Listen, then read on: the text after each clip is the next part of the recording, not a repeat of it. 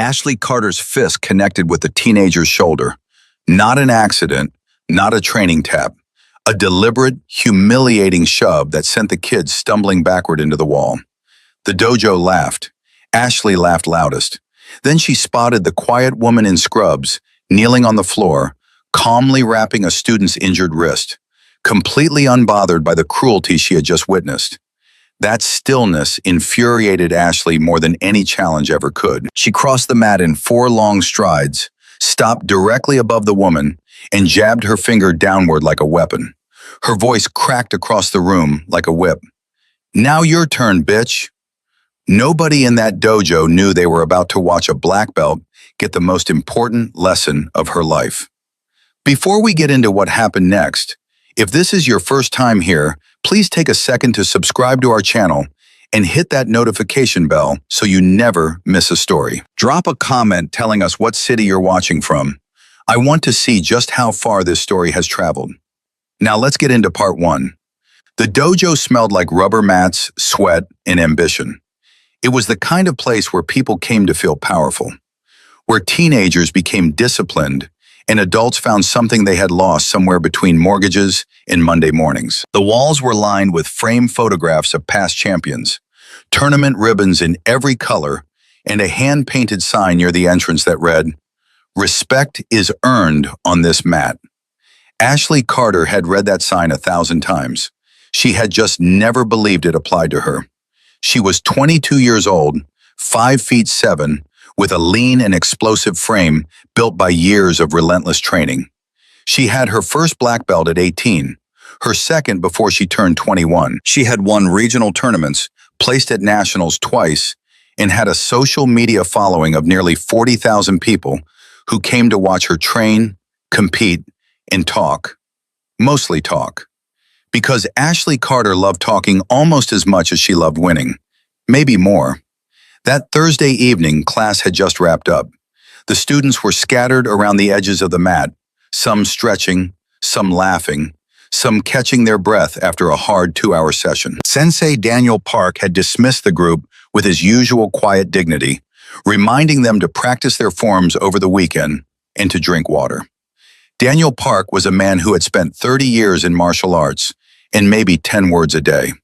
He communicated mostly through his eyes and his patience, both of which were extraordinary. Ashley was in the center of the mat, which was where she always positioned herself after class.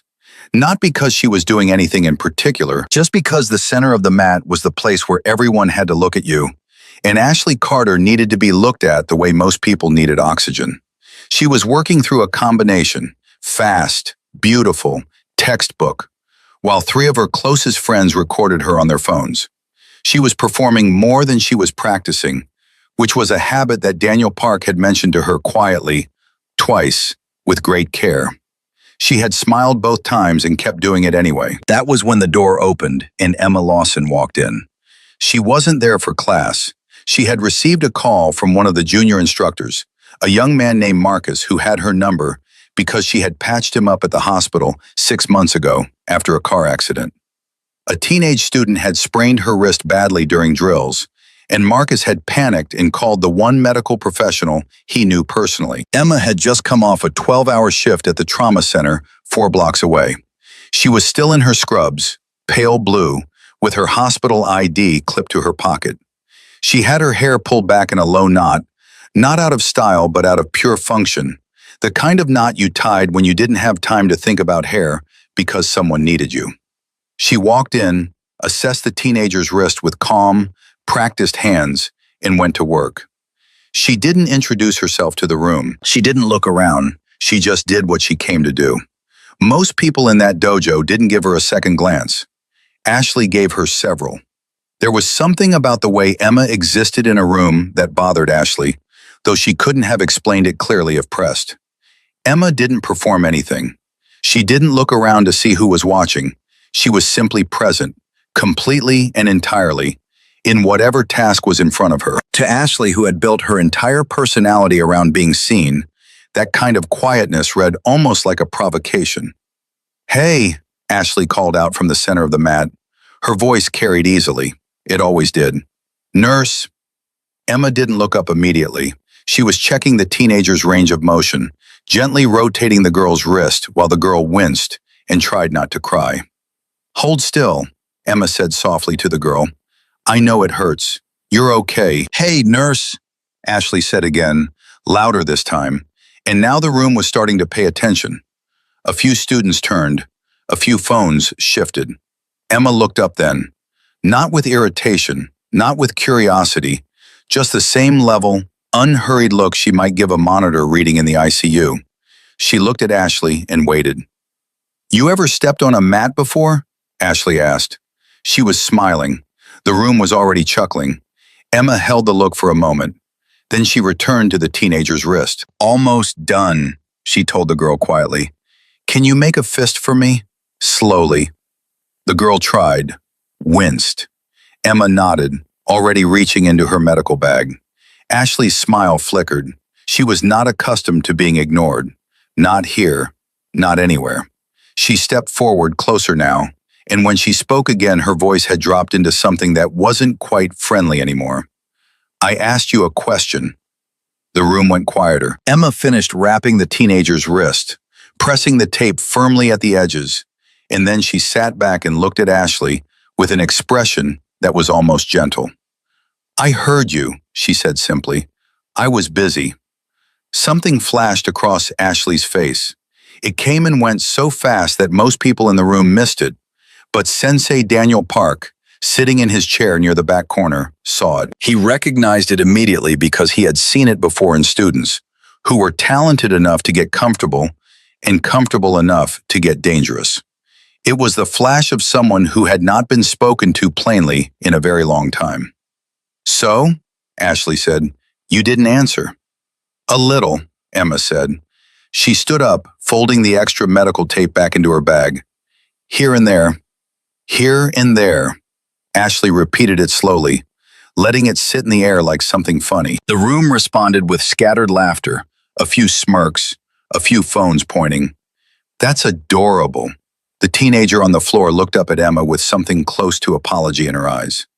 Emma put a hand briefly on the girl's shoulder and squeezed once. "Keep it wrapped for 48 hours. Ice 15 minutes every 2 hours tonight. If the swelling doesn't go down by Saturday, go get an x-ray." "Okay," the girl whispered. "Good." Emma picked up her bag and straightened.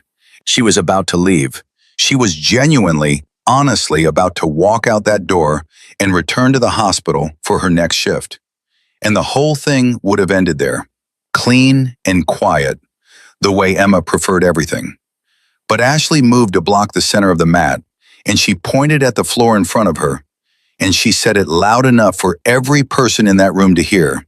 Every syllable sharp and deliberate, every word a performance. "Now your turn, bitch." Phones lifted like flowers turning toward light. The room filled instantly with that particular electric anticipation that humans have carried since before civilization. That crowd hunger that rises when one person challenges another, and everybody understands that something real is about to happen. Emma stopped walking. She stood still for a moment, her back to Ashley, her medical bag in her hand. The room was absolutely silent. Even the teenagers, who had been stretching in the corner, had gone still. Then Emma exhaled through her nose. Slowly. Sensei Park did not move. He watched. Emma turned around. She didn't look angry. She didn't look embarrassed. She looked, if anything, slightly tired, the way a person looks when they've been asked to do something that they don't want to do, but understand that they have to. She set her medical bag down against the wall. She reached up and tightened the knot in her hair. She walked to the edge of the mat, paused, removed her shoes, a small, automatic gesture that nobody in the room expected from someone who had been about to leave, and stepped onto the mat in her socked feet. She bowed to the center, short, clean, precise. A silence fell over the dojo that felt different from the silence before. The laughter was gone.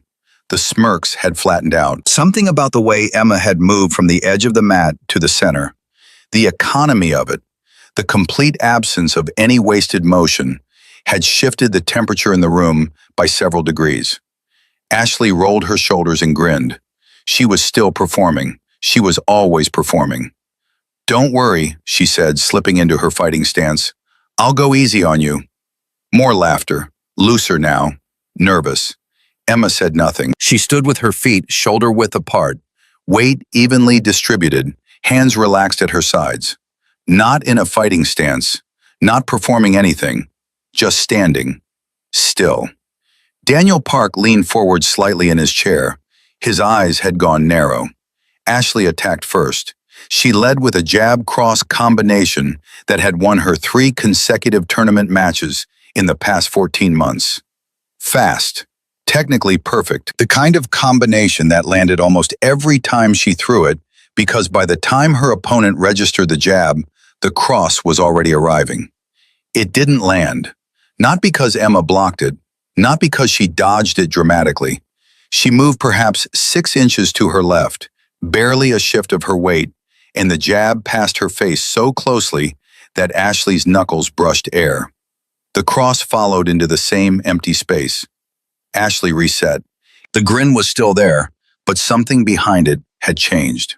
She threw a front kick. Controlled, snapping, the kind that's meant to create distance, engage reaction. Emma stepped inside it. The kick landed on her thigh with barely any force. She let it. The room murmured. Ashley feinted right, went left, threw a hook. Fast, really fast. Emma was already moving before the hook arrived. Not away from it, around it. She turned slightly, let the punch extend past her shoulder, and for 1/2 second, she was standing directly beside Ashley, with both of them facing the same direction. And in that 1/2 second, the entire room understood that Emma could have done something devastating and had chosen not to. She stepped back, reset, waited. Ashley dropped the grin. "Stop moving around," Ashley said, and there was an edge in her voice now that hadn't been there before. "Fight." "I am fighting," Emma said quietly. "You're running." "I'm not running. I'm making you miss. Those are different things." The room absorbed that. A few students exchanged glances. Ashley came in harder this time. A full combination, the kind she threw when she was serious, when the performance was over and the competitor had taken its place. Left jab, right cross, left hook, right roundhouse kick, a sequence she could throw in under 2 seconds, in which she had landed on opponents with actual competition experience. Every single strike missed. Emma moved through the combination like she had read a script for it, not dramatically, not with acrobatics, with small, precise adjustments that looked almost lazy until you understood what you were watching, which was someone operating with a level of spatial awareness and timing that had not been built in a dojo. That kind of awareness was built somewhere else entirely. In situations where missing an adjustment didn't cost you a point or a match, it cost you something you couldn't get back. Ashley stopped, breathing harder than she should have been after 30 seconds of sparring. Her face was flushed, and the flush had nothing to do with exertion. "You're not even trying to hit me," she said. "You're right," Emma said. "Why?" Emma tilted her head slightly. "Because you haven't given me a reason to." The silence that followed that sentence was the loudest thing in the room. Marcus, the junior instructor who had called Emma in the first place, was standing against the far wall with his arms crossed and his mouth open. He had known Emma for 6 months. He had never seen her like this. He had never seen anyone like this. One of the teenagers near the corner whispered something to the girl beside her. The girl whispered back. Neither of them laughed. Daniel Park had not moved, but his posture had changed. He was sitting with both feet flat on the floor now, forearms on his knees, studying Emma the way he studied things that he needed to understand completely before he allowed himself to have an opinion about them. Ashley rolled her neck, reset her feet, and came in for the 3rd time, and this time she was not performing, and she was not frustrated. This time she was a competitor, the real one underneath all the noise, the one who had won those tournaments and earned those belts, the one who was genuinely dangerous. And Emma finally moved toward her. It happened in less than 2 seconds.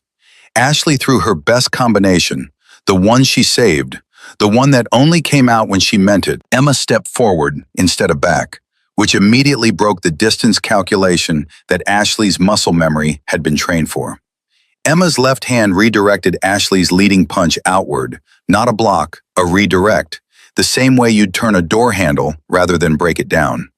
Her right hand came to Ashley's shoulder, not gripping, just guiding.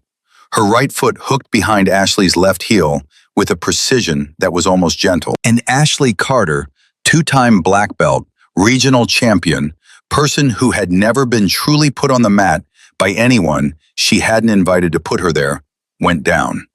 She hit the mat flat on her back with a sound that echoed off every wall in the room. For 3 full seconds, nobody breathed.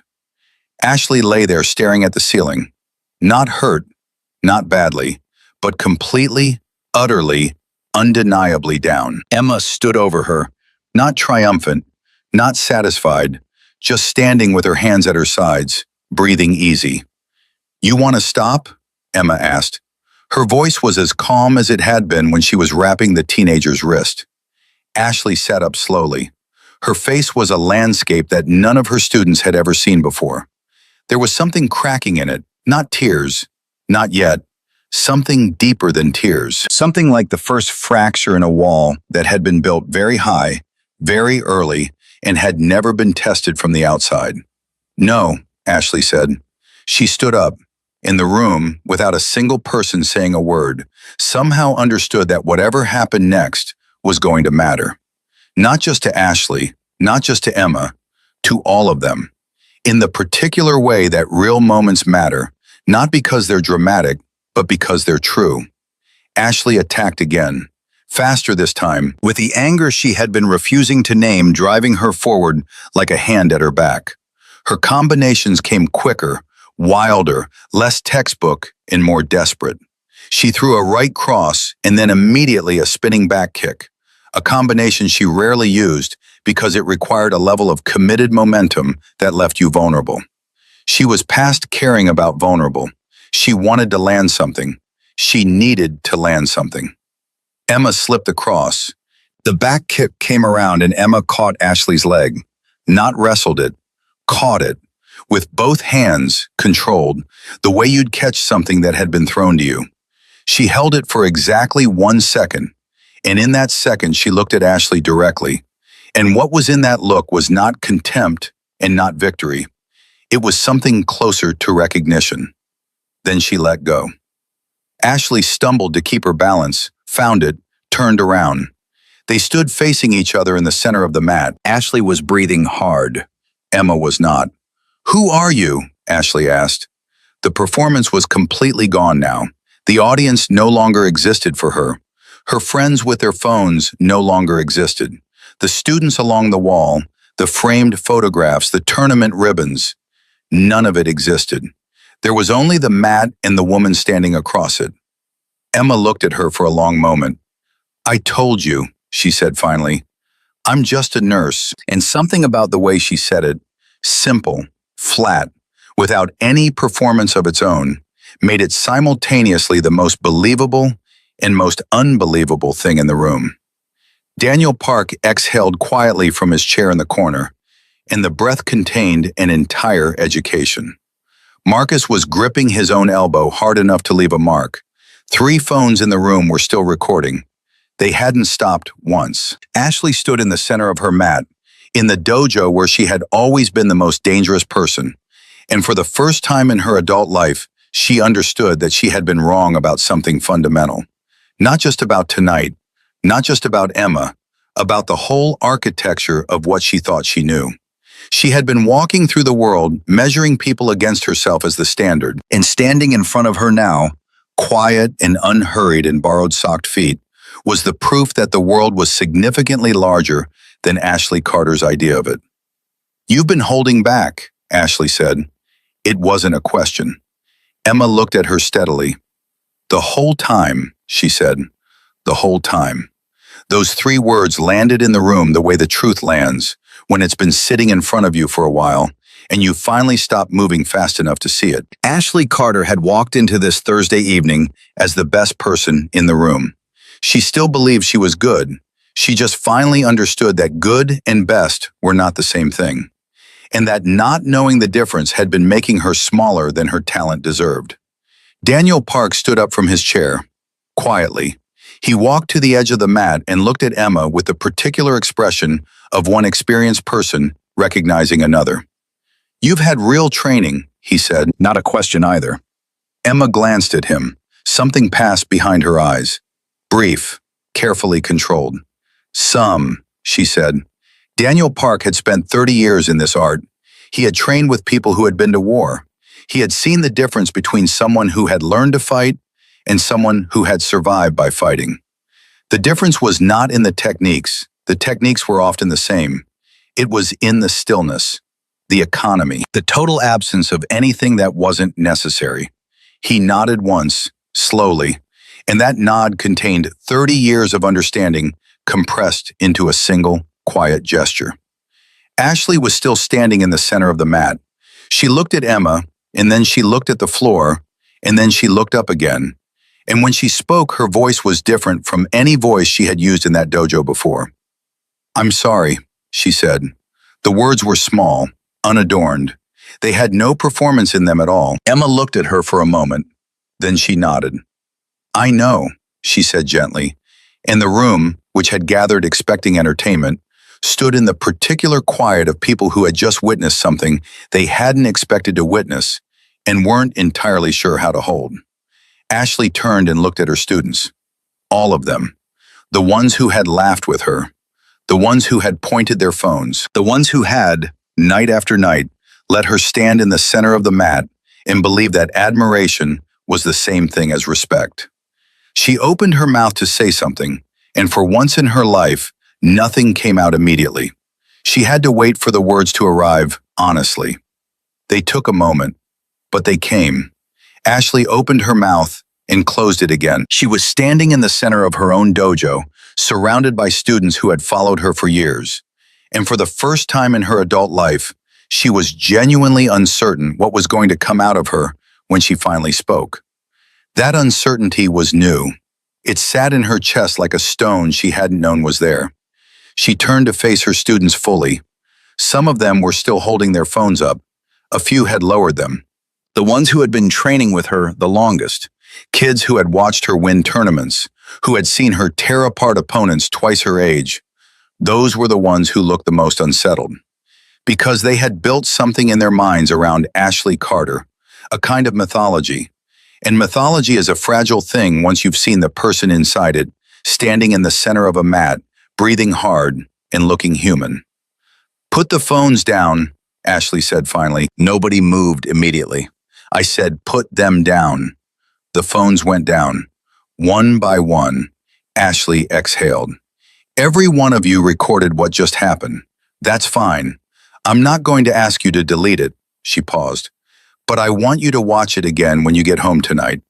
And I want you to look at me. Not at her. Look at me. Look at my face when I called her out. Look at what I thought I was doing." The room was completely still. "I was performing," Ashley said. The word came out hard, like something that cost her. "I wasn't training. I wasn't competing. I was performing for an audience. And I picked on a woman I didn't know anything about because I thought that was strength." She stopped, pressed her jaw together. "It wasn't strength. It was the opposite of strength. And I've been doing it for longer than tonight, and every single person in this room has let me." That last sentence landed somewhere uncomfortable because it was true, and everyone in the room knew it was true. And knowing something is true and hearing someone say it out loud in front of a group of people are two entirely different experiences. One of Ashley's closest friends, a girl named Priya who had trained with her for 4 years and held her camera more nights than not, lowered her phone to her side and looked at the floor. That small gesture, Priya looking at the floor, cracked something open in Ashley's chest that the sparring hadn't. She turned back to Emma. Emma was standing near the edge of the mat, having retrieved her medical bag, and she was watching Ashley with an expression that was patient and serious and completely free of the satisfaction that Ashley almost would have preferred. Satisfaction would have been easier to deal with.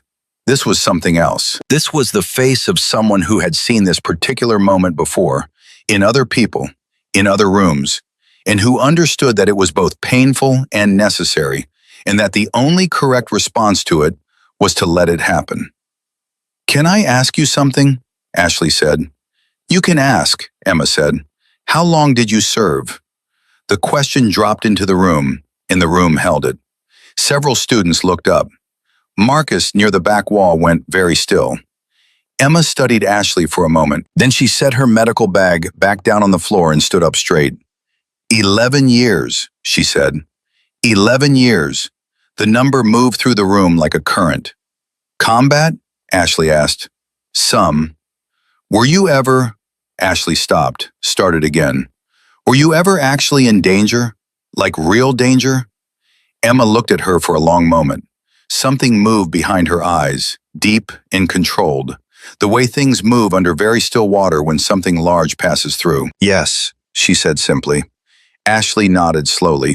She was putting something together inside herself, assembling pieces she had never thought to look for before tonight, and the process was visible on her face in a way that it would never have been an hour ago. "And you came here tonight," Ashley said, "after a 12-hour shift, to wrap a kid's wrist." "Marcus called," Emma said. "I was close." "You didn't have to." "No," Emma agreed. "I didn't." Ashley stood with that for a moment, let it settle completely. "And then She stopped again, shook her head once, slowly. "I'm sorry doesn't cover it." "It covers more than you think," Emma said. And the way she said it was not generous or performative. It was just accurate, the way a nurse states a fact, because she had been in enough actual crises to know the difference between things that mattered and things that didn't. And an honest apology was firmly in the column of things that mattered. Daniel Park had moved from his corner chair to the edge of the mat. He stood there with his arms folded and his eyes moving between Ashley and Emma with the focused attention of a man filing something important away. "Miss Lawson," he said. Emma looked at him. "I'd like to ask you something as well, if that's all right." "Sure." "Your movement when you were sparring." He paused, choosing his words carefully. "The way you managed distance, the way you redirected rather than blocked. That's not from any sport discipline I've seen. Not judo, not jujitsu, not boxing. That's something else." Emma didn't answer immediately. "MCMAP?" Park asked. A few students looked at each other, not recognizing the term. One of them whispered it silently, mouthing the letters. Emma's expression shifted, barely, but enough. "Among other things," she said. "You were attached to a combat unit," Park said, not a question this time. Emma looked at him steadily. "I can't talk in detail about operational assignments." "I understand," Park nodded. "I'm not asking for operational details. I'm asking because what I watched you do on that mat tonight is not something you learn in any civilian training I've ever encountered. And I've encountered most of them." Emma was quiet for a moment. Then she said, "I was a combat medic. I was attached to units that operated in environments where being able to defend yourself wasn't optional. You don't get a timeout in those situations. You don't get to reset and try again." She paused. "So you learn differently." The room absorbed that in complete silence. Ashley was looking at Emma like someone who had just understood the actual size of the ocean for the first time, having previously only seen photographs. "You were in the field," Ashley said quietly. "As a medic." "Yes, carrying people out. Sometimes carrying them, sometimes treating them where they fell." Emma's voice stayed flat and even, the flatness of someone describing difficult things accurately rather than dramatically. Because drama was what you used when you wanted to impress people, and Emma Lawson had not come here tonight to impress anyone. Sometimes it worked, sometimes it didn't. The silence that followed that sentence was the heaviest one of the evening. One of the teenage students in the corner, a boy of maybe 15 named Jalen, who had been training for 2 years and who worshipped Ashley in the uncomplicated way teenagers worship people who seem completely certain about themselves, let out a long, slow breath. He hadn't realized he'd been holding it. Marcus finally pushed off from the wall and walked toward the mat. He stopped at the edge, looked at Emma, and said something he had been trying not to say for the past 20 minutes. Emma, why didn't you just leave when she... He gestured vaguely toward the center of the mat. When she called you out like that, you could have just walked out. Emma looked at him. A small, dry thing crossed her face. Not quite a smile. I almost did. So why didn't you? Emma glanced briefly at the teenager whose wrist she had wrapped. The girl was still sitting against the wall, wrist elevated, watching the whole exchange with wide eyes. Emma looked back at Marcus. Because she shoved that kid into the wall and laughed. She said it simply, without emphasis. And the kid was scared to say anything because of what Ashley would do. The room went quiet in a different way, sharper, more uncomfortable. Ashley heard this. The color that had been returning to her face drained again. She turned toward the teenager. Kezia, the girl, Kezia, 15, had been training at the dojo for 8 months, looked up at Ashley with an expression that tried very hard to be neutral and didn't quite make it. Did I hurt you? Ashley asked. She stopped. Earlier, before class ended, did I actually hurt you? Kezia hesitated for a long time, long enough to be its own answer. A little, Kezia said finally. My shoulder. It's okay. It's not okay, Ashley said. Her voice was quiet, but the words were firm. That's not training. That's not competition. That's just... She stopped, put her hand over her mouth briefly, then lowered it. That was wrong. I need you to know that. Kezia nodded slowly. Something in the girl's posture shifted, barely perceptible, but present. And Emma, watching from the edge of the mat, felt something that had been braced in her own chest release slightly. Because this was the part that mattered. Not the sparring, not the demonstration of capability. This, a person looking directly at what they'd actually done and refusing to look away from it. That was the hard thing. That was always the hard thing. Sensei Park spoke then, and when he spoke, the whole room oriented toward him, the way rooms do when someone who has earned authority uses it carefully. I want to say something, he said, and I want all of you to hear it. He waited until every face in the room was toward him. Talent is not character, he said. I have seen talented people destroy their own potential. I have seen people with average ability become extraordinary because they were willing to be honest about what they didn't know. He looked at Ashley directly. What happened on this mat tonight was not a loss, it was a correction. And a correction only becomes a loss if you refuse to learn from it. Ashley held his gaze. She nodded. I also want to say, Park continued, and now he looked at Emma, that what this woman showed tonight was not just physical skill. It was restraint. She had every opportunity to make this significantly worse, and she didn't take a single one of them. That is a harder thing to develop than any technique, much harder. Emma looked slightly uncomfortable receiving this, the way people do when they've been accustomed to operating without recognition, and suddenly someone is pointing a light at them. She glanced down briefly, looked up. I just didn't want anyone to get hurt, she said. And no one did, Park said. That was a choice. The room sat with that. Then Priya, Ashley's friend, the one who had been behind the camera more nights than anyone could count, the one who had looked at the floor, raised her hand like she was in school. The gesture was so unexpected that several people almost laughed, but didn't, because the mood was wrong for laughing, and also because the look on Priya's face was absolutely serious. Can I say something? Priya asked. Go ahead, Ashley said. Priya lowered her hand, looked at Ashley. I've filmed you for 2 years. Every training session, every tournament, every time you called someone out on social media. She paused. I never said anything, and I should have, because some of it... She stopped, looked at the ceiling briefly. Some of it wasn't okay, Ash. I just didn't say it because it was easier not to. Ashley looked at her best friend with an expression that moved through several different things in rapid succession. Surprise, recognition, something that looked like it might break into grief at any second. Why are you saying it now? Ashley asked. Because she did. Priya said, gesturing toward Emma. A stranger who just came to wrap a kid's wrist. She said it when none of us who actually know you did. And that's... Priya stopped again. I don't know.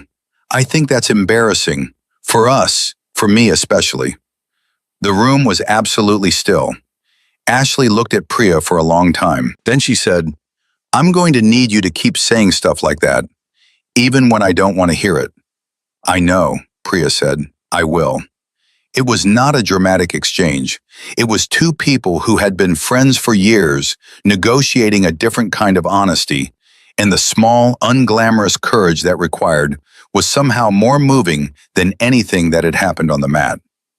Emma was checking her watch. She had another shift starting in 40 minutes, and she had already pulled her medical bag back onto her shoulder twice and set it down again. She was not trying to exit awkwardly. She had just never been comfortable in the center of things, and tonight had deposited her there without her permission, and she was ready to return to the work she had actually come here to do. She started to move toward the door for the third time that evening. Wait, Ashley's voice stopped her. Emma turned. Ashley crossed the mat toward her. She stopped within arm's reach and looked at Emma with a directness that was new, unperformed, stripped of everything she'd used for years to fill the space between herself and other people. Will you come back? Ashley asked. Emma blinked. Come back? To train, or not to train exactly, to, Ashley searched for the word, to teach, even just once. What you were doing when you were sparring, the way you were moving, Sensei Park said it's not from sport training. It's not anything I've ever seen, and I want to understand it. Emma looked at her for a long moment. I'm not a martial arts instructor. I know that. I have shifts 6 days out of 7. I know. And I'm not... Emma stopped. Something in Ashley's face made her stop. Because Ashley wasn't performing this ask. She wasn't doing it for the room, or the phones, or the social media audience that would never see this particular moment. She was doing it because she meant it. And meaning things was new for her. And she was being clumsy about it in the way people are when they're using a muscle for the first time. Emma exhaled through her nose, set her bag down one more time. I'll think about it, she said. That's enough, Ashley said immediately. That's completely enough. Daniel Park allowed himself the smallest possible version of a satisfied expression. It lasted perhaps half a second and was directed entirely at the floor. Marcus let out a breath he had been holding since before the sparring started. Jalen, the 15-year-old in the corner who had been watching all of this with the concentrated focus of someone downloading information he planned to use for the rest of his life, uncrossed his arms and stood up straight. He walked across the room to where Kezia was still sitting against the wall, with her wrapped wrist elevated, and he sat down beside her without saying anything. And that was enough. Emma finally reached the door.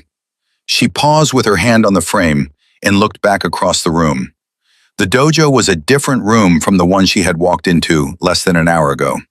The same walls, same photographs, same mats, but the people inside it were different in a way that would take each of them varying amounts of time to fully understand. 48 hours, she said to Kezia. Ice. And if there's any pain past Saturday, get an x-ray. Yes, ma'am, Kezia said. Emma nodded. She looked at the room one final time. And then she said something that nobody present had been expecting, and that every person present would remember for a long time afterward. Not because it was dramatic, but because it was honest. I've been in rooms where people were dying, she said quietly, and the ones who made it and the ones who didn't, it was never about how fast they were or how strong. It was about whether they could stay clear in their head when everything was going wrong. That's the only thing that matters when it actually matters. She paused. That's what I'd teach if I came back. Everything else is just movement. Nobody said anything. Emma walked out. The door closed behind her, and the dojo held everything she had left in the air. Not just the words, but the specific quality of silence that follows someone whose presence you feel even after they're gone. The kind of person who doesn't take up space the way most people do, who doesn't demand to be noticed or remembered, and who you somehow cannot stop thinking about precisely because of that. Ashley stood in the center of the mat and looked at the closed door for a long time. Then she turned to face the room, and when she spoke, her voice was quieter than anyone there had ever heard from her. Not weak, just different, cleaned of everything that had coated it for years. Same time Saturday, she said. We go back to fundamentals, all of us.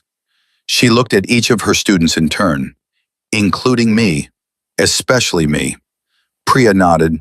Jalen nodded. Even the students who had come in tonight expecting to watch Ashley Carter be brilliant and untouchable nodded, because something had shifted in the room's gravity, and it was pulling them towards something truer than what had been here before. Sensei Park walked to the center of the mat and stood beside Ashley. He looked out at the students, and then he said, very quietly, "Close with a bow." The room bowed. And outside the dojo, 4 blocks away, Emma Lawson was walking fast in the direction of the hospital, her medical bag over one shoulder, her mind already shifting back to the work that was waiting for her. She didn't think about what she had left behind in that room. She rarely thought about the impression she made on people. It wasn't indifference. It was just that she had learned, over 11 years of service and thousands of hours in trauma bays, that the most important thing was always what came next. And what came next was always someone who needed her to be completely present and completely clear. She had been in rooms where people were dying. She knew how to walk away from the ones where people were learning to live. The video went up at 11:47 that night. Nobody had planned it. Nobody had agreed to it. It just happened the way things happen in the age of phones and impulse, and the particular human need to share something when it feels too large to hold alone. One of the students, not Priya, not any of Ashley's inner circle, but a 16-year-old named Derek, who had been training at the dojo for 5 months and had spent the entire evening pressed against the back wall with his phone at his side and his mouth open, posted a 40-second clip to his account before he had even made it home. The clip showed Emma moving through Ashley's combination. It showed Ashley missing. It showed the redirect, the hook, the fall. And then it showed Emma stepping back and saying, quiet and level. I told you, you didn't want this. By midnight, the clip had 4,000 views. By 2 in the morning, it had 60,000. By the time Ashley woke up on Friday at 6:15 and reached for her phone the way people do before they're fully conscious, before the day has had a chance to attach itself to them, the clip had been shared across 7 different platforms, had been reposted by 3 separate martial arts accounts with a combined following of over 2 million people, and had accumulated 1,400 comments, the vast majority of which were some variation of the same sentiment. Who is she? Ashley lay in bed and scrolled through the comments for 4 minutes without moving. Her face went through a progression of expressions that nobody was awake to witness. Then she put the phone face down on the mattress and stared at the ceiling and stayed there for a long time. She had always wanted to go viral. She had engineered content specifically for that purpose for 3 years. She had studied the algorithm, optimized her thumbnails, posted at the right times, tagged the right accounts, and none of it had gotten her to 60,000 views in 2 hours. One honest moment she hadn't engineered had done it in a single night. She wasn't sure if that was funny or devastating. She decided it was probably both. At 7:30, she got up, made coffee, and called Priya. Priya answered on the second ring. I know, she said before Ashley could say anything. I've been watching it since 1. Derek posted it. I know. I already talked to him. He said he's sorry, but also he doesn't think he did anything wrong. And honestly, Ashley, I don't think he did either. Ashley was quiet for a moment. Neither do I, she said. Priya was quiet on her end. That was unexpected enough that she needed a second to process it. Okay, she said carefully. The comments are asking who she is, Ashley said. Nobody knows her name. Are you going to tell them? No, Ashley said immediately. That's not my information to give. She didn't ask to be filmed. She didn't ask for any of this. She paused. But I need to find her. I need to call her. Or, she stopped. Does Marcus have her number? Probably. I need to talk to her before this gets bigger. Because it's going to get bigger. She was right. By 9 that morning, the clip had crossed 200,000 views. By noon, it was at 800,000. The comment sections had evolved from curiosity to speculation.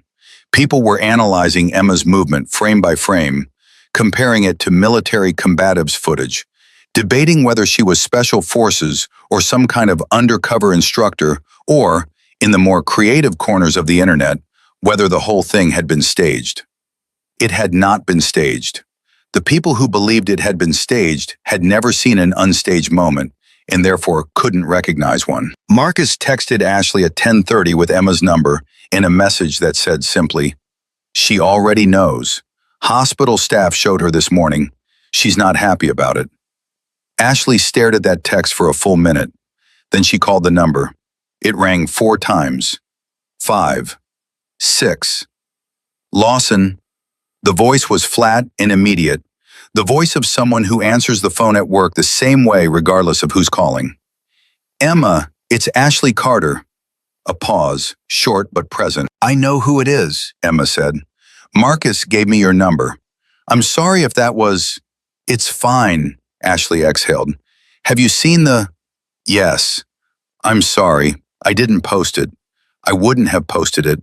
One of the students—" "I know you didn't post it." Emma's voice was not warm, but it was not hostile either. It was the voice of someone managing several things at once and allocating a specific, limited portion of their attention to this particular one. "Ashley, what do you need?" The directness of that question cut right through everything Ashley had prepared to say. She had scripted this conversation in her head during the drive to get coffee, and then again while sitting at her kitchen table, and the script was now completely useless. "I need to know if you're okay," Ashley said. "With all of it. With the video being out there. With people asking who you are." Silence on the line. 3 seconds. 4.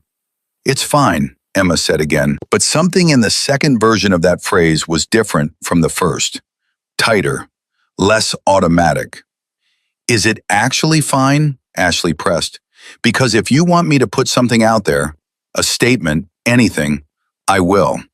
I can ask people to leave it alone, to stop speculating. I have an audience and I can use it to—" "Don't," Emma said quietly. "Don't put anything out there. The more you say, the more they want to know. The best thing is nothing." "Okay," Ashley stopped, started again. "Can I ask you something?" "You can ask." "The tattoo, near your collarbone. Sensei Park saw it last night. He recognized it." Another silence, longer this time. "What about it?" Emma said. "Is it a SEAL insignia?" The line was quiet for a long enough time that Ashley checked her phone screen to make sure the call hadn't dropped. "Where did you hear that?" Emma's voice had changed, not dramatically, not into anger, but into something more careful. "Park said, after you left, he said he thought he recognized it. He didn't say it out loud to the room, just to me, privately, after everyone else had gone." Silence. "Emma," Ashley said, "I'm not trying to expose you. I promise. I just need to understand what I'm dealing with, because that video is almost at 1 million views and people are asking questions. And if the answer to those questions is something that matters to you, to your privacy, to your safety, then I want to know so I can help protect it." Another long pause. Then Emma said, very quietly, "I wasn't a SEAL." "Okay." "SEALs are combat operators. I was medical. Combat medic attached to SEAL units for 11 years. I went where they went. I trained how they trained, because in the field, there is no difference between the person with the gun and the person with the medical kit. Everyone is a target. Everyone has to be able to function." Ashley sat very still in her kitchen. "So you were with them," she said. "In the field, in actual—" "Yes," Emma said simply. "How many deployments?" "A beat. More than I count anymore." The line was quiet. Outside Ashley's window, the normal sounds of a Friday morning continued without any awareness that they were happening alongside a conversation that was reshaping something fundamental in the person who was having it. Why did you leave? Ashley asked. The silence this time was the longest one yet, and when Emma spoke again, the precision and control in her voice had shifted almost imperceptibly, the way ice shifts on a lake in early spring, still solid on the surface, but with something moving underneath. I didn't leave voluntarily, Emma said. I was medically separated. Ashley waited. IED, Emma said. The word came out clean and factual, and utterly without self-pity. 2019, outside Kunduz. I was treating a casualty when the second device went off. I was close enough to lose most of the hearing in my left ear and to spend 6 weeks in a hospital bed. She paused, which is its own kind of education, being on that side of it. Ashley's hand tightened around her phone. You were the patient, Ashley said. For 6 weeks, yes. And then I went back. Desk assignment first, then limited duty. But they eventually told me I couldn't return to field operations. Hearing loss, some other things. Another pause. So I went back to school. Nursing was the obvious direction. I already knew the medicine. For the first time in the conversation, something almost dry entered her voice. I just had to learn the paperwork. Ashley let out a breath that had been sitting in her lungs for too long. And you ended up 4 blocks from the dojo, Ashley said. Texas was where I landed, Emma said simply. The hospital needed trauma nurses. I needed work. It fit. Ashley stood up from her kitchen table and walked to the window. She stood there looking out at the ordinary street. A dog was being walked. A car backed slowly out of a driveway. The whole unaware world continuing in its unaware way. Emma, she said, the people in those comment sections, the ones asking who you are, they're calling you a ghost. They're calling you a legend. They've already made you into something. I know, Emma said.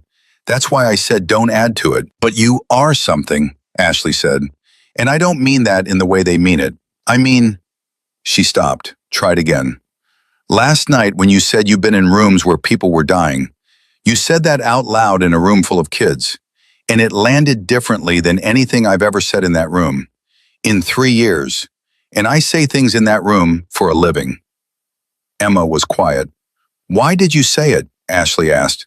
You were on your way out. You'd already made your point. You didn't have to say anything else. The pause was shorter this time. Because it was true, Emma said. And sometimes true things need to be said in rooms where people are getting comfortable with their own ideas of what matters. Ashley absorbed that, let it settle completely. Then she said, will you still come back? To the dojo? What you said last night, that you'd think about it. I said I'd think about it, Emma said carefully. Have you thought about it? A short silence. Some. And I'm in the middle of a shift, Emma said. I have to go. The call ended. Ashley stood at the window for another 3 minutes before she moved.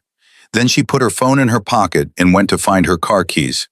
Because there was something she needed to do, and she needed to do it in person.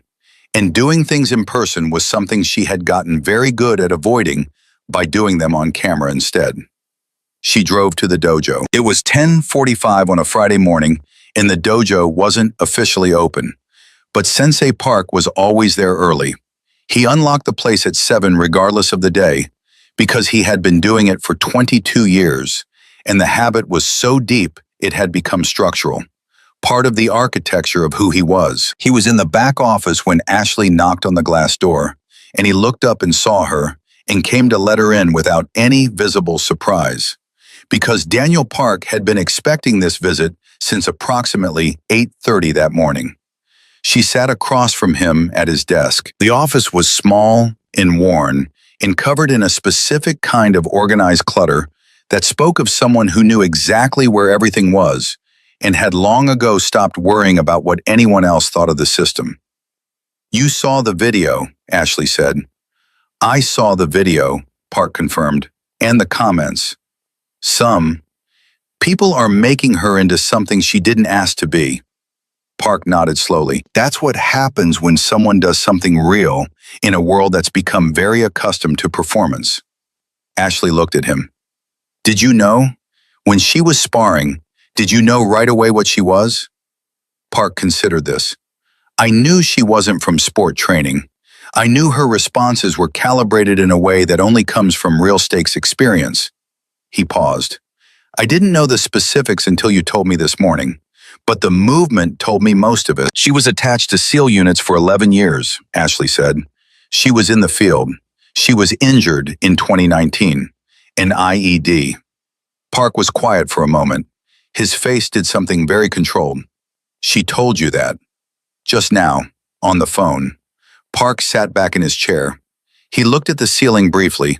When he looked back at Ashley, his expression had settled into something grave and considered. Then she trusted you with something significant, he said. That's not nothing. I know. Ashley looked at her hands. She said she'd think about coming back. She will, Park said. Ashley looked up. You sound certain. I am, he said simply. She came here last night to wrap a sprained wrist. She stayed because something in the room needed to be corrected. She spoke at the end because the students needed to hear it. He paused. That's not the behavior of someone who walks away from things that need doing. Ashley sat with that. Then she said, I need to ask you something. And I need you to answer me honestly, the way you haven't been for the last year. Park raised his eyebrows slightly, said nothing, waiting. Have I been getting worse? Ashley asked. As a person, in this dojo, the way I've been treating people, have you seen it getting worse? The silence stretched out. Park did not rush to fill it, which was its own answer. Yes, he said, I have. Ashley's jaw tightened. Why didn't you say something? I said something twice, Park said quietly. You smiled both times. Ashley closed her eyes briefly. Open them. I remember, she said. I thought you were being overly cautious. I thought you didn't understand how the modern training culture works. I thought... She stopped, shook her head. I was wrong. You were, Park agreed, without cruelty, without satisfaction, just the plain agreement of someone who had been patient long enough to see it arrive naturally. I want to change the way the dojo runs, Ashley said. Not the training methods, not the curriculum, the culture, the way the senior students talk to the junior ones, the way I talk to everyone. She looked directly at him. I want your help. I want you to stop being careful with me. If I'm doing something wrong, I want you to say it the moment you see it. Park studied her face for a long moment. What he was looking for, and what he found, was the thing that made the difference between a person who says they want to be corrected and a person who actually means it. It was a subtle distinction, but it was not an invisible one. Not to someone who had spent 30 years watching people's relationship with their own ego. He found what he was looking for. All right, he said. Starting now, Ashley said. Starting now, he agreed. She left the dojo 40 minutes later. She sat in her car in the parking lot and looked at her phone. The clip was over 1 million views. The comments had organized themselves into factions. The people who believed it was staged, the people who were certain Emma was special forces, the people who were identifying the tattoo, the people who were debating the technique, and a smaller, quieter group of commenters who were saying things like, I don't care who she is, the way she walked away from all of it without looking back. That's the part that got me. Ashley read that last category of comments for a long time.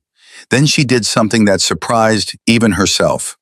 She opened her account, went to her most recent video, a tournament highlight reel she had posted 3 days ago, all speed and flash and performance, and she deleted it. Just took it down, without posting anything in its place, without explaining, without a statement, without content, just gone. Then she put her phone in her bag and drove home. She didn't check her phone again for the rest of the afternoon. That was, if anyone had been measuring such things, the longest she had gone without checking her phone in approximately 4 years. 2 miles away, in the trauma center, Emma Lawson was 3 hours into a shift that would run 12 more. She had not checked any social media since the morning. She had not told any of her colleagues about the video, though two of them had found it themselves and come to ask her about it, both times catching her in a corridor, both times receiving a look that communicated very efficiently that this was not a conversation she was available to have. She had, however, thought about what Ashley had asked her, about coming back to the dojo, about teaching. She thought about it between patients. She thought about it during the 20 minutes she sat in the break room with a coffee that she never finished. She thought about it during the quiet parts of the shift, the stretches between emergencies when the work was routine enough to leave the front of her mind available for other things. She thought about what she would say if she went back, what she would actually teach beyond the movement. She thought about what Park had said, that she had chosen restraint on that mat. That restraint was a harder development than technique. She thought about whether she agreed, and she decided she did. And she thought about why, and tracing that thread backward took her somewhere she rarely went voluntarily. She thought about the first time she had understood what restraint actually meant, and that memory was not from a dojo. It was from a small room in a forward operating base in Helmand Province in 2014, and it involved a decision she had made under significant pressure.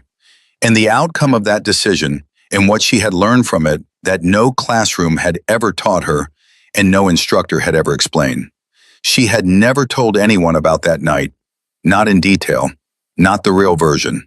She sat in the break room with her unfinished coffee, and she thought about Ashley Carter asking her to come back. Ashley Carter, who had been a bully on a mat and had chosen, when given the opportunity, to be something else instead, who had looked directly at the worst version of herself and refused to look away from it. Emma had seen that kind of courage before, not often, but she recognized it. She looked at the clock on the break room wall. 12 more hours in this shift. Saturday off, Sunday, a half shift starting at noon. She picked up her phone and sent a text to a number she had looked up that morning, found through Marcus, because she had thought about it before Ashley had even called. The text said, "Saturday morning, 9 o'clock. I'll be there for 2 hours." She put the phone down and went back to work. 3 miles away, in a dojo that was closed for the afternoon, but whose owner sat alone on the mat in the quiet, Sensei Daniel Park felt his phone vibrate in his pocket. He read the message. Read it again. He sat on the mat for another moment in the particular silence of someone who has been right about something important and is allowing himself one private second to acknowledge it before moving on to the next thing that needed doing. Then he stood up, walked to his office, and began rearranging the Saturday morning schedule. Saturday arrived the way important days sometimes do, quietly, without announcement, without any external sign that what was about to happen would matter beyond the walls where it occurred. The sky over Austin was overcast, the air carrying the particular thickness that precedes rain without committing to it, and the dojo parking lot was fuller than it had any right to be at 8:50 in the morning. Park had rearranged the schedule. He had sent a message to the regular Saturday morning group, 12 students, mixed levels, the usual weekend crowd, telling them simply that the session would be different and to arrive by 9. He had not elaborated. He had not explained. That was the thing about Daniel Park. He communicated the minimum necessary and trusted people to show up anyway. Because in 30 years, he had learned that the people who needed reasons not to show up were going to find them regardless. And the people who were serious didn't need reasons beyond being told that something worth attending was happening. 14 people showed up instead of 12. Ashley was there at 8:40, which was 20 minutes earlier than she had ever arrived for a Saturday session in the entire history of her training at this dojo. She was on the mat doing something nobody had seen from her in a very long time. She was going through basics, fundamental stances, weight distribution, movement patterns so elementary that most black belts in her position considered them beneath their regular practice. She was doing them slowly, with the specific attention of someone who has recently been forced to understand that the foundation of a building matters more than the height of it. Priya arrived at 8:50 and stopped in the doorway when she saw Ashley on the mat. She stood there for a moment, just watching, and the expression on her face was complicated in the way that the expressions of people who love each other are always complicated when something real is happening. She walked in and sat against the wall and said nothing, which was exactly the right thing. Jalen came in at 8:53 with Kezia beside him. Kezia's wrist still wrapped, her arm held slightly careful at her side. She had listened to Emma's instructions. The swelling had gone down. She was not going to need an x-ray. She was going to be fine, physically, though the bruise on her shoulder from Ashley's shove 3 days ago had deepened to a dark purple that she had covered with a long-sleeve shirt and told her mother was from sparring practice, which was technically true in the broadest sense. At 8:58, Marcus came through the door and held it open. Emma walked in behind him. She was not in scrubs today. She had on dark training pants and a plain gray long-sleeve shirt, the kind with no logo and no statement, the kind that functional people wear because it does the job without demanding attention. Her hair was back in the same low knot. She had a small bag over one shoulder. She looked like someone who had come to do work, which was exactly what she was. The room oriented toward her immediately. Not dramatically, nobody rushed or crowded, but every person in that space became aware of her arrival within seconds, the way you become aware of a change in air pressure before you can name what it is. Ashley stopped her movement in the center of the mat. She turned. She met Emma's eyes and held them, and something passed between them that was not yet friendship, but was more than the previous night's raw honesty had been. It was the beginning of something that would need time and didn't know it yet. "Thank you for coming," Ashley said. "I said 2 hours," Emma replied. "So let's not use the first 10 minutes on gratitude." A few students exchanged glances. A couple of them almost smiled, not because it was funny exactly, but because the directness of it was so clean and so immediate that it hit the room like a window being opened. Park stood to one side, arms folded, expression neutral. He had relinquished the floor with the particular grace of a person who understands that leadership sometimes means getting out of the way. Emma set her bag down and looked at the group. She took her time, not performing the look, actually using it, cataloging, assessing with eyes that had been trained in environments where reading a room quickly was not a professional skill, but a survival one. "How many of you have been training here for more than a year?" she asked. 8 hands went up. "How many of you have been in a situation outside this dojo where you actually needed what you've learned here?" The hands went down. 2 came back up, hesitantly. A teenage boy named Cody, who had once talked down a fight in a school hallway by simply standing in a way that communicated clearly that he knew what he was doing. And Marcus, who had used his training twice in parking lots, and once, much more seriously, during an incident 3 years ago that he didn't talk about in detail. Emma looked at those 2 hands, nodded. "Good," she said. "You 2 are going to help me today." Then she looked at the rest of the room. Everyone else. The gap between what you train and what you'd actually do when it matters. That gap is what we're working on today. Not technique. The gap. Nobody spoke. The room had the quality of held breath. "Stress changes everything," Emma said. Her voice was level and carried without being raised. "Your heart rate goes up. Your vision narrows. Your fine motor skills degrade. The things you've trained 10,000 times in a calm room start to feel unfamiliar. And most training," she glanced briefly at Park, acknowledging the qualification, "most sport and recreational training doesn't address that. Because it can't. You can't manufacture real stress safely in a dojo. But you can teach people what it feels like, and you can teach them what to do when their body stops cooperating." Ashley was listening with her entire body. She hadn't moved from the center of the mat. She was standing absolutely still, arms at her sides, and the quality of her attention was different from anything she had brought to this space before. She was not preparing to demonstrate anything. She was not aware of the phones in pockets around the room. She was simply listening, with the total openness of someone who has recently and forcibly understood how much they don't know. "We're going to do something simple," Emma said, "and then we're going to talk about why it's not simple at all." What followed in the next 30 minutes was unlike any training session the regular Saturday group had experienced. Emma paired people up and had them do something that looked almost embarrassingly basic. Stand across from your partner and hold eye contact for 30 seconds while your partner verbally pressured you. Not physically, just talked. Said things designed to make you react, to spike your adrenaline, to make you want to either respond or look away. It sounded simple. It was not simple. By the second minute, half the room was physically uncomfortable.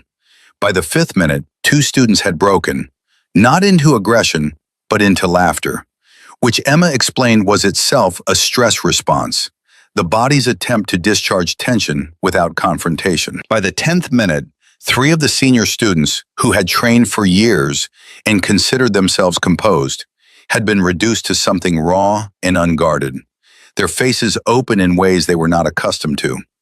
Ashley was paired with Priya.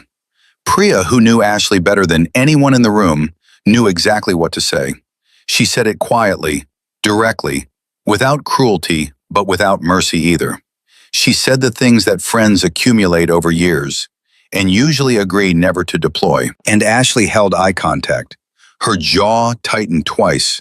Her breathing changed, but she held. When the exercise ended, Emma let the room sit in its own discomfort for a moment. That, she said, was 10 minutes with words, no physical contact, no real threat. She let that land. Imagine that your hands also need to work. Imagine that someone's life depends on whether your hands work. She paused. That's what stress does. It takes what you know and it puts it behind glass that you have to break through every single time. The training is how thick you've made that glass. But you have to know the glass is there. Cody, the teenage boy who had broken up the school hallway fight, raised his hand. How do you make it thinner? Emma looked at him. You don't, she said. You get better at breaking through it. Every time you do it in a controlled environment, the first hit it takes in a real one costs you less. She paused. But it never goes away. I've been doing this for 15 years. The glass is still there. I've just broken through it enough times that it takes me less than a second. Even now, Cody pressed. Even now, Emma said. Last Thursday, when I stepped on this mat, my heart rate went up. Not dramatically, but it went up. The room absorbed this invisible surprise. Several students looked at each other. Ashley turned her head to look at Emma. You didn't look like your heart rate went up, she said. That's the other thing you learn, Emma said. Keeping the outside calm when the inside isn't. She paused. That's actually more important than anything I did on this mat Thursday night. All the technique in the world means nothing if your face is telling your opponent that you're scared. But you weren't scared of me, Ashley said. There was no ego in the way she said it, just clarification. No, Emma agreed. Not of you specifically, but the situation had variables I didn't control. Rooms full of people, unknown reactions, the potential for things to escalate in directions I hadn't chosen. She met Ashley's eyes directly. I choose my battles very carefully. That's also something you learn. Ashley nodded slowly. You chose not to walk away. I chose to make sure that girl, Emma glanced at Kezia, didn't leave that room thinking that what happened to her was normal. Kezia had gone very still against the wall. She was looking at Emma with an expression that was working hard to stay neutral and not succeeding entirely. That was for her, Ashley said quietly. Thursday, partly. Mostly, Emma said, and that one word, that single, honest correction, landed in the room with a weight that a longer sentence couldn't have managed. Because it was true, and it named the thing that everyone had been circling around, that the most important person in Thursday's room had not been Ashley and had not been Emma, but a 15-year-old girl with a bruised shoulder who had not said anything because she was afraid. Kezia pressed the back of her uninjured hand against her mouth briefly, composed herself, lowered her hand. Emma crossed the room and crouched down in front of her, not towering, level. The way you position yourself when you want someone to hear you without feeling small. How's the wrist? Emma asked. Better, Kezia said. Her voice was steady. Good. Emma stayed crouched. Can I ask you something? Kezia nodded. Has it happened before? Emma glanced briefly at Ashley. The contact, the shove. Has it happened before Thursday? The room went very quiet. Ashley's face went still. Kezia looked at the floor, took a breath. A few times, she said. Small stuff, nothing like... She stopped. She never meant to actually hurt me, I think. Emma looked at her for a long moment. But it hurt anyway. Yeah, Kezia said quietly. It hurt anyway. Emma nodded. Then she looked back at Ashley. And the look was not accusatory, but it was direct and it was serious, and it contained the full weight of what Ashley had just heard said aloud, in a room full of people, by the person she had hurt. Ashley was already moving. She crossed to Kezia in 4 steps, came down to the same level Emma had occupied a moment before, and looked at the girl with a face that had nothing in it to hide behind. I didn't know it was more than once, Ashley said. I need you to believe that when I say I'm sorry, I mean it for all of them, not just Thursday. Kezia looked at her. The evaluation in the girl's eyes was real and unhurried. The kind of assessment that takes as long as it takes and doesn't apologize for it. Okay, Kezia said finally. I believe you. And I need you. Ashley stopped. If I ever make you feel like that again, like you can't say something, I need you to say it anyway, directly to my face, even if it's hard, even if you're scared. Her voice tightened slightly at the end of that sentence, controlled it. Because someone should have said it to me a long time ago, and nobody did, and I used that silence to convince myself everything was fine.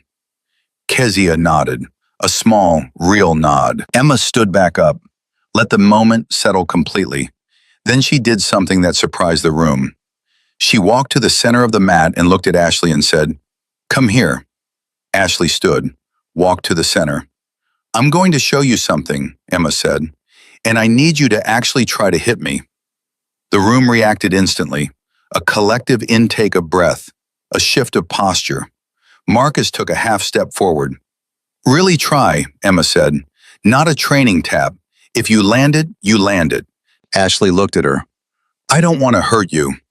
Emma's expression was the closest thing to dry amusement it had been since she'd walked in. "I appreciate that," she said. "Try anyway." Ashley rolled her shoulders, set her feet, threw a real punch, her fastest, most natural right cross, the one that had ended actual competition bouts. Emma moved and the punch landed on air, and Ashley's follow-through carried her forward half a step into empty space, and she stopped, reset, looked at where Emma was standing now, which was 18 inches from where she had been. "Did you see what I did?" Emma asked the room. Several students had been watching from different angles. A couple of them nodded. "My feet," Emma said. "Show me where my feet were before she threw the punch, and where they were after." A student named Torres, a 25-year-old who had been training for 3 years and had a particular gift for seeing movement, stepped forward and demonstrated it on the mat. He got it almost exactly right. "Good," Emma said. "That's called a displacement step. I moved offline. I didn't retreat. I didn't block. I just stopped being where the punch was going." She looked at the group. When you train to be where the attack is coming from so you can intercept it. That's sport logic. In a real situation, the first priority is to stop being a target. Movement before contact. Park had moved from the wall to a position closer to the mat. He was following everything with the focused attention of someone who is learning in real time and knows it and is comfortable enough with that knowledge to let it show. "Can you show it slowly?" Torres asked. Emma showed it slowly, then at half speed, then at 3/4 speed, then full speed again, this time with Ashley moving deliberately, and the demonstration was so clean and so immediate that several students actually applauded before they realized they were doing it, and then stopped, slightly embarrassed. Emma didn't acknowledge the applause. She just moved on. For the next 40 minutes, she moved through the group, one pairing at a time, watching, correcting, explaining, not performing, not demonstrating in the way that people demonstrate things when they want to be admired. Working. The specific, unglamorous, essential work of someone who has been doing the job long enough to know that the results matter and the style does not. She corrected Marcus on something he had been doing wrong for years. He knew it was wrong the moment she named it. He couldn't have explained how he knew. He just felt the correction land in the exact place that the error had been sitting without him being able to locate it. She showed Jalen a grip adjustment that changed the efficiency of a technique he had been practicing for 18 months. The adjustment was millimeters. The difference was immediate and significant. She sat with Kezia separately in the corner, not on the mat, and talked to her for 8 minutes about something that nobody else in the room could hear. Kezia listened, nodded several times. At the end, she said something back, and Emma tilted her head slightly and responded. When Kezia rejoined the group, she sat differently. Her posture had changed in a specific way that was difficult to describe, but immediately visible to anyone paying close enough attention. At 10:45, Emma looked at the time and said, "Last thing." The room gathered. "I want to talk about something that's harder than any of this," she said. "Harder than technique, harder than stress training, harder than everything I've shown you this morning." She looked at the group. "Let the pause do its work." Walking away, she said, "Knowing when the thing you're capable of doing is not the thing you should do. Knowing when the restraint is harder than the action and choosing it anyway." She paused. Every person in this room is developing capability. Capability without judgment is just danger with training. Ashley was watching Emma's face. She was thinking about Thursday, about the moment when she had realized, standing on the mat, that Emma had been holding back, that the capability had been there the entire time, and Emma had chosen, deliberately and precisely, not to use it. "How do you decide?" Ashley asked. "In a real situation, when things are moving fast, how do you decide what to use and what not to use?" Emma looked at her for a moment, then she said, "You decide before. That's the only time you can." She paused. "In the moment, your body is going to do what your training has made automatic. So the question is, what are you automating? And what are the values you're building the automation on top of?" She looked around the group. "If you're training to win, you'll do what wins. If you're training to protect, you'll do what protects. The outcome of the moment depends on what you decided in the thousands of moments before it." The room held that. Then Park spoke from his position near the wall, his voice quiet and carrying in the particular way that voices carry in a room that is completely silent. "And if you've been training the wrong thing?" He was looking at Ashley when he said it, not cruelly, just directly. Ashley looked back at him. "Then you start over," she said, "from the beginning." Park nodded once. Emma looked at the clock. She was over her 2 hours by 15 minutes. She reached for her bag. "Same time next Saturday?" Marcus asked. The question came out before he clearly intended it to, because the wanting of it was louder than the hesitation. Emma stopped, looked at him, looked at the group, looked at Ashley. Ashley said nothing. She understood, instinctively, that this particular ask needed to come from the room and not from her, that she had already been given more than she had earned, and that the next thing needed to be offered freely rather than requested. Emma was quiet for a long moment, long enough that 2 students shifted their weight, long enough that Priya clasped her hands together in front of her and then consciously unclenched them. "I have a Sunday shift next week," Emma said finally. "Saturday's open." The exhale that moved through the room was collective and involuntary, and the most honest sound the dojo had produced in years. "But," Emma said, and the room held again, "if I come back, I need something from this group, not from Ashley, from every single person here." "Anything," Cody said immediately, then looked slightly surprised at himself for the speed of it. Emma looked at him. The dry, almost amusement crossed her face again, briefly. "When you see something in this room that isn't right, not technique, I mean behavior, you say it, out loud, in the moment. You don't wait. You don't decide it's not your place." She paused. "It's always your place. Every person in a room is responsible for what that room allows." She looked at Kezia specifically for just a moment, then back to the group. "That's the deal." The room was very still. Then, one by one, they nodded. Some said yes out loud. Some just held her gaze. But every person in the room made some form of commitment, and the commitments were real because the morning had been real. And real mornings have a way of producing real agreements. Emma picked up her bag, walked toward the door.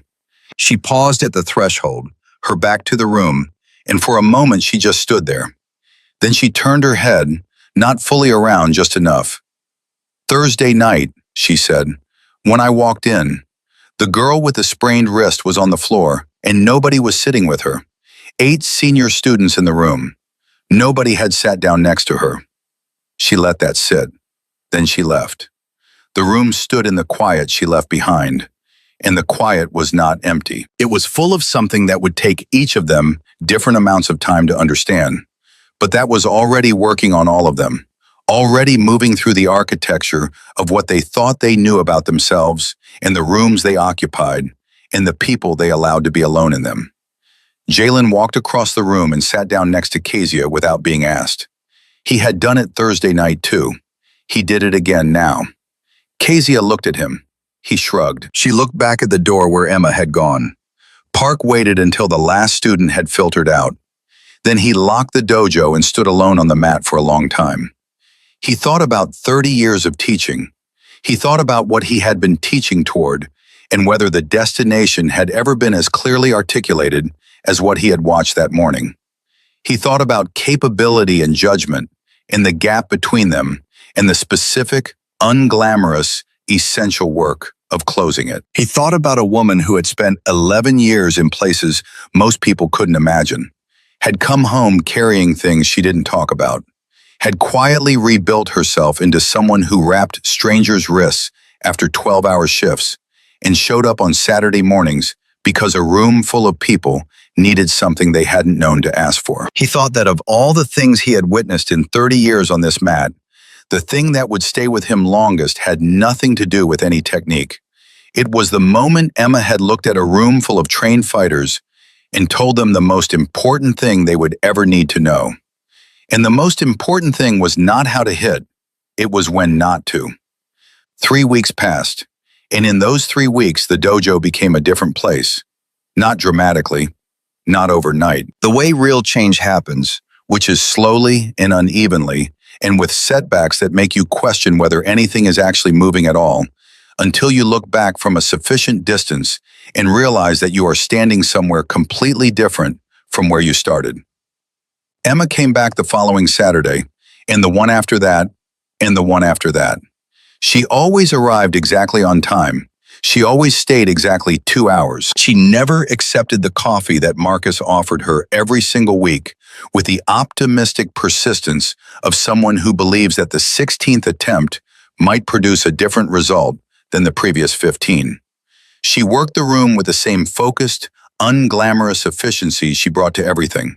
Correcting, questioning, occasionally demonstrating, always redirecting the group's attention away from what looked impressive toward what actually worked. The dojo's culture shifted in ways that were difficult to quantify, but immediately felt by anyone who had been there before Thursday and came back after. The senior students began correcting the junior ones differently, less from authority, more from shared investment. The phones came out less during training. When someone did something wrong, other students said so, not with cruelty, but with the directness that Emma had asked for, and the room had agreed to, and was now, haltingly and imperfectly, attempting to deliver. Ashley trained differently. This was the most visible change, and also the most complicated one, because changing after a public reckoning is a performance risk. People watch for whether the change holds, or whether it was just the emotional residue of an embarrassing moment. Ashley knew they were watching. She trained differently anyway. She arrived earlier. She deferred to Park more openly. She asked questions she would previously have considered beneath her. She sat with junior students during breaks and talked to them about their training, not to perform mentorship, but because she was genuinely curious about what they were experiencing now that she had remembered how to be curious about things that weren't directly about her. The video, meanwhile, had taken on a life of its own. It crossed 3 million views somewhere in the second week, 5 million by the end of the third. The comment sections had evolved into something that looked less like a social media thread and more like an ongoing collective conversation about something the video had touched that people couldn't quite name but clearly needed to talk about. Veteran accounts posted it alongside explanations of military combatives. Nurses posted it with messages about what it felt like to be underestimated in uniform. Martial arts instructors dissected the technique, and ordinary people, in comments that had no particular expertise or agenda, wrote things like, "I've watched this 11 times, and I still can't explain why it makes me want to cry." Ashley read the comments in the evenings. She didn't respond to most of them. She was learning, slowly and with effort, the difference between conversations that needed her and conversations that were happening without her and were better for it. She had not posted anything new to her account in 3 weeks. Her follower count had gone up by 60,000. She found this genuinely funny for the first time on a Thursday evening when she was sitting in her kitchen drinking coffee, and Priya called her laughing about it. "You stopped posting for 3 weeks and gained 60,000 followers," Priya said. "That's either the best content strategy in history or the universe has a sense of humor." "Both," Ashley said. "Probably both." "What are you going to do with them?" Ashley was quiet for a moment. She had been thinking about this. She had been thinking about it in the careful, unhurried way she had been trying to think about things lately. Not for the algorithm, not for the performance, but for the actual question underneath. "I don't know yet," she said honestly, "but I'm not going to go back to what I was doing." Tournament prep content, training highlights? Maybe, but differently. She paused. Emma said something in that first Saturday session about what you're automating, about the values you build the automation on top of. She turned her coffee cup slowly in her hands. "I've been thinking about what I was automating for 3 years, and I don't love the answer." Priya was quiet on her end. "I'm going to start over," Ashley said. "The account, the content, all of it, from something real instead of something designed." She paused. "I don't know if anyone will watch it." "Ashley," Priya said, with the particular patience of someone who has known a person through multiple versions of themselves. 5 million people have watched a video of you getting put on the mat and apologizing for it. I think you can stop worrying about whether anyone will watch." Ashley was quiet for a moment. Then she said, "That's a good point. I have them occasionally. More than occasionally." "I know. I've been waiting for you to notice," Ashley smiled. It was a smaller smile than her usual ones. The performance smiles, the camera smiles. Smaller and more real. The thing that happened on the fourth Saturday was not planned by anyone. Emma arrived at 9 as always. She moved through the first part of the session, as she always did.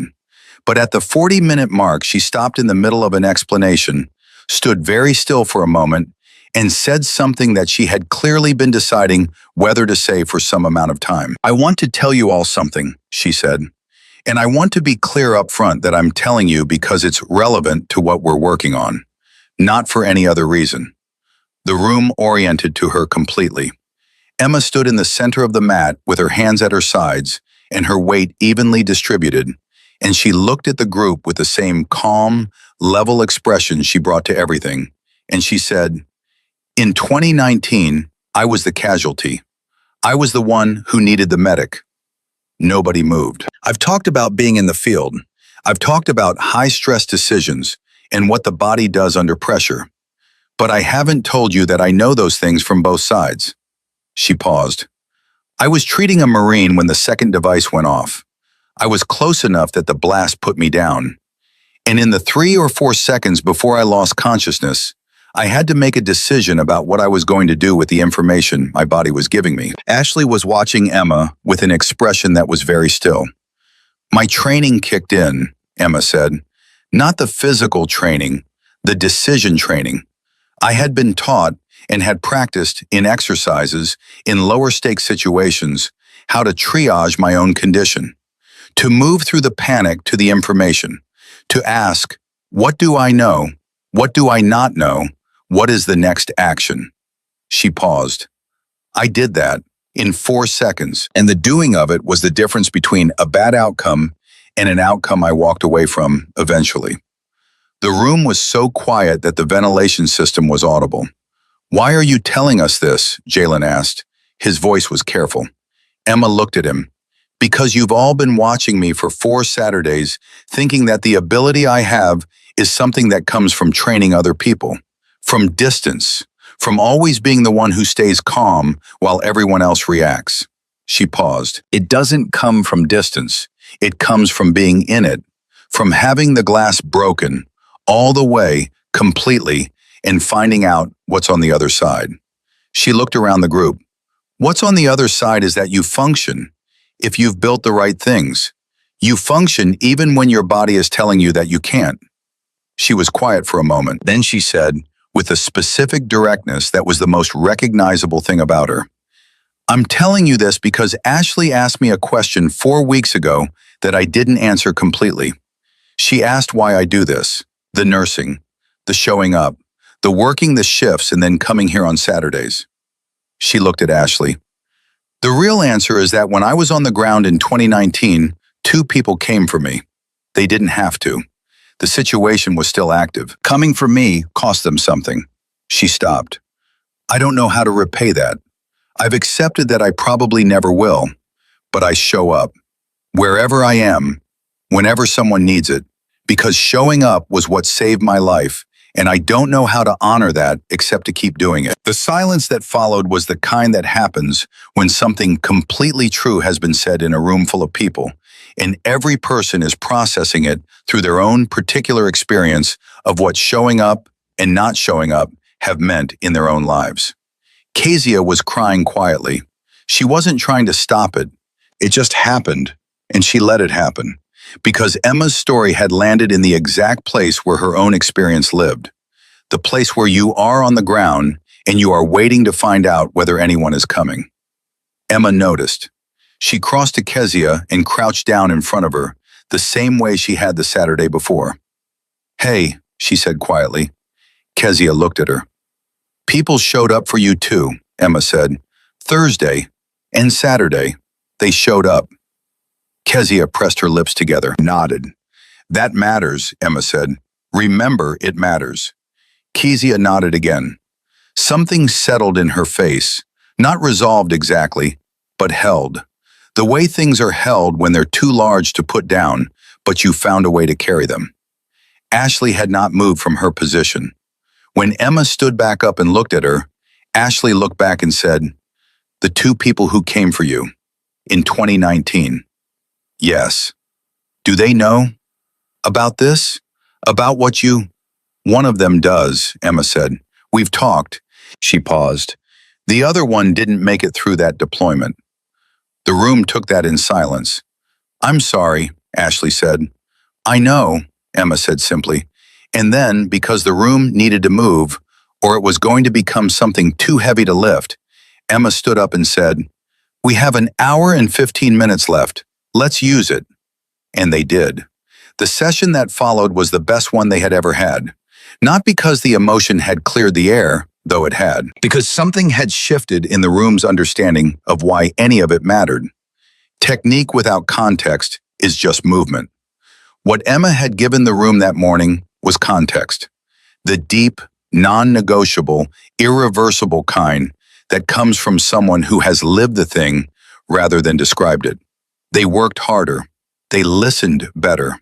They corrected each other without defensiveness and received correction without ego. Park stood against the wall with his arms folded and his face composed and his eyes doing the thing they did when he was witnessing something he had been building toward for a long time without knowing exactly what shape it would take when it arrived. At 11:15, Emma picked up her bag. Same time next week? Marcus asked. The question had become a ritual. He asked it every Saturday with the same careful hopefulness, and Emma answered it the same way every time. She looked at him for a moment, and then she said yes, or she said she'd think about it. And either answer was enough because the asking of it was its own kind of practice.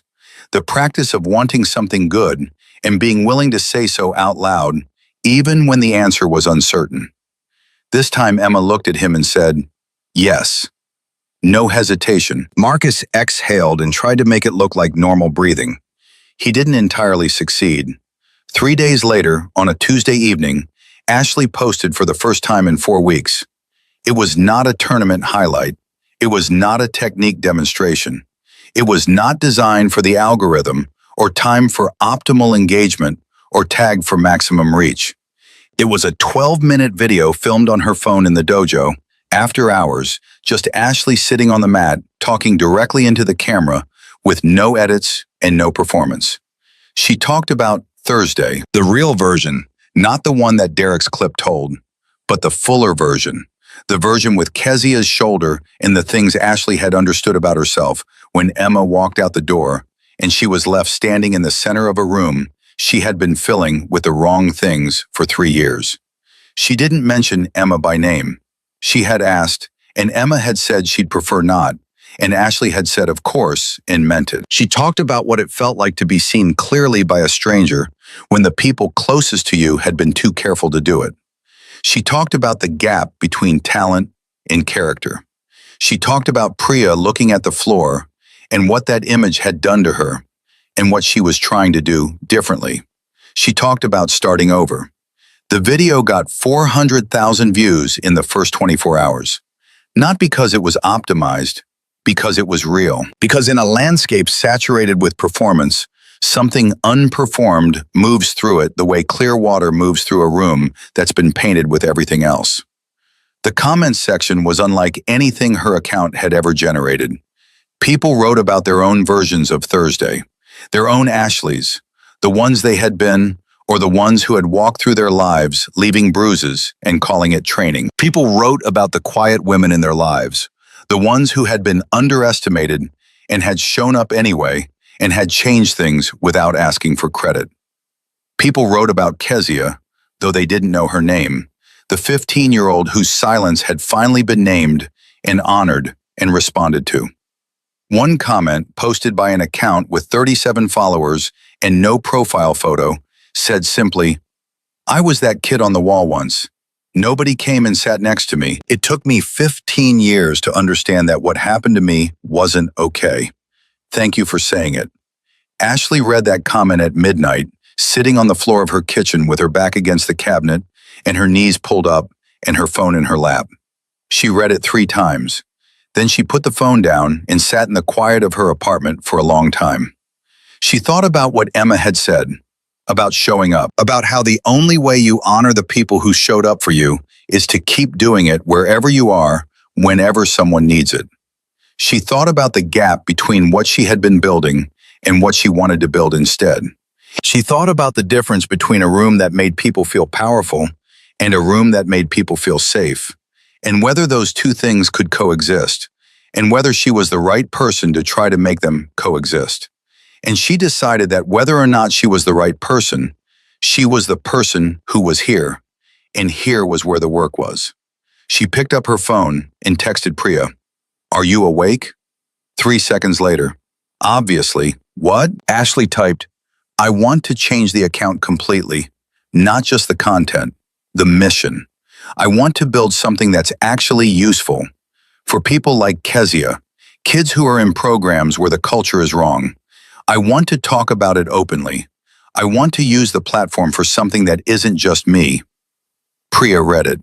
The 3 dots appeared and disappeared twice. Then, "I've been waiting for you to say something like this for 2 years. Ashley stared at that sentence for a moment. Then she typed, "Why didn't you say it first?" And Priya's response came back immediately, "Because it had to come from you. The real version only works if it comes from you." Ashley sat with that for a long time. Then she typed, "Help me build it." And Priya typed back, "Already started." The following Saturday, Emma arrived at 9 and found something she hadn't expected. The dojo was arranged differently. The mats had been shifted. The chairs were set in a circle rather than along the walls. And sitting in that circle, in addition to the regular Saturday group, were 4 people Emma didn't recognize. 2 teenage girls, a woman in her 40s with a quiet, watchful face, and a man who moved with the particular economy of someone who had done serious physical training for a long time and had learned, at some point, to make it invisible. Emma stopped in the doorway. Ashley stepped forward. "I should have asked you first," she said immediately. "If you want them to leave, say the word." Emma looked at the four unfamiliar faces. The two girls were nervous. The woman in her 40s was not nervous. The man was watching Emma with an expression that was assessing, but not hostile. "Who are they?" Emma asked. "The girls are from a dojo across town. They called me after the video. They've been in a program where the senior students—" Ashley stopped. "It's a version of what was happening here. They reached out and I didn't know what to do except bring them here." She paused. "The woman is their mother. She came with them." Emma looked at the mother. The mother looked back at her.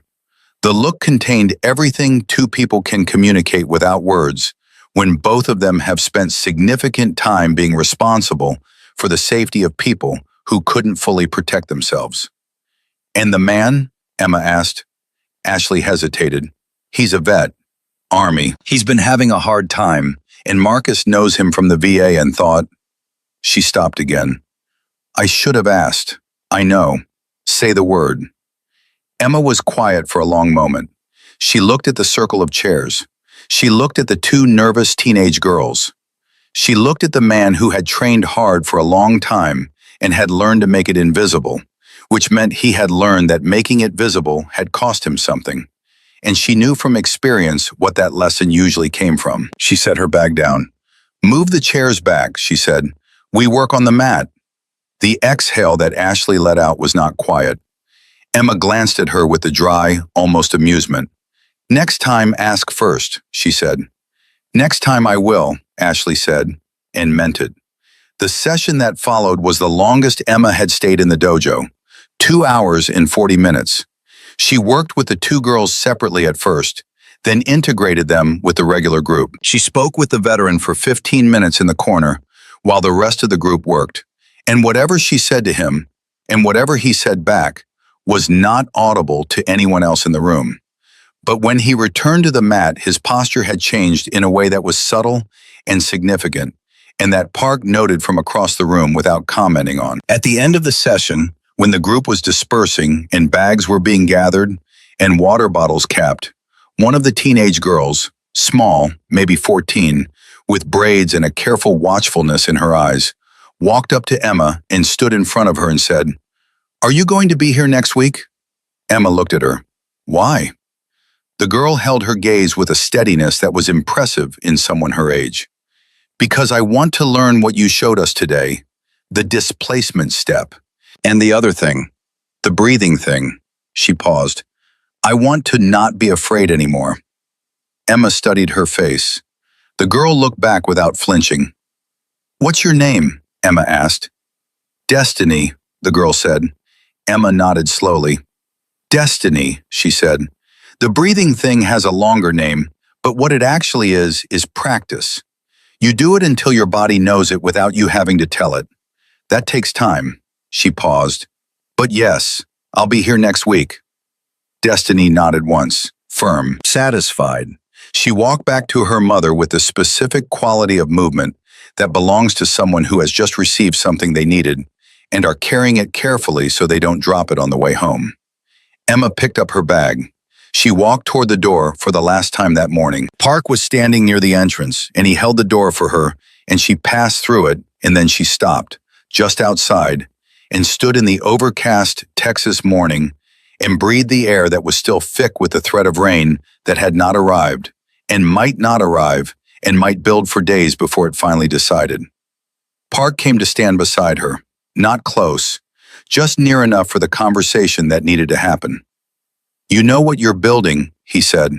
It was not a question. Emma looked at the parking lot, at Marcus helping Destiny's mother load the car, at Jalen and Kezia standing beside Ashley's car talking, Kezia gesturing with her unwrapped wrist, healed now, completely, the 48 hours long past, and Ashley listening with the focused, genuine attention that had been replacing the performance, slowly and imperfectly, and for real. "I'm not building anything," Emma said. I'm showing up. Park looked at her for a moment. Then he said, "That's what building looks like when it's done right." Emma was quiet. She adjusted the bag on her shoulder. She looked at the sky. She thought about a small room in a forward operating base in Helmand Province in 2014, and the decision she had made, and the two men who had come across an active situation to pull her off the ground in 2019, and the 6 weeks in a hospital bed, and the desk assignments, and the limited duty, and the eventual, honest conversation with herself about what came next. She thought about the nights she had spent in the trauma center, carrying the weight of what she'd brought home from the field, and the mornings she had gotten up and gone back anyway, because that was the only relationship with Forward that she knew how to maintain. She thought about a 22-year-old with a black belt and a crowd and a finger pointed at a woman kneeling on a floor, and the 4 seconds she had stood with her back to that room, deciding whether to keep walking. She was glad she had turned around, not because of what happened on the mat, because of Kezia, sitting against the wall with a bruised shoulder, watching to see if anyone was going to do something. Because of Destiny, 14 years old and afraid and naming the fear out loud to a stranger and asking for help anyway. Because of the veteran in the corner whose posture had shifted. Because of Ashley standing beside her car genuinely listening to a teenager. Because of all the rooms where things needed to be different, and the only thing required to start the difference was one person walking in and staying. Emma Lawson had been in rooms where people were dying. She had learned everything that mattered in those rooms. And what she had learned was this: the most important thing you can do in any room, in any situation, under any amount of pressure, is stay clear, stay present, and do the next necessary thing. The next necessary thing was almost always simpler than people expected, and it almost always required more courage than they'd planned for. She had enough courage. She had learned it the hard way, in places and situations that would not make it into any story she would tell in a dojo.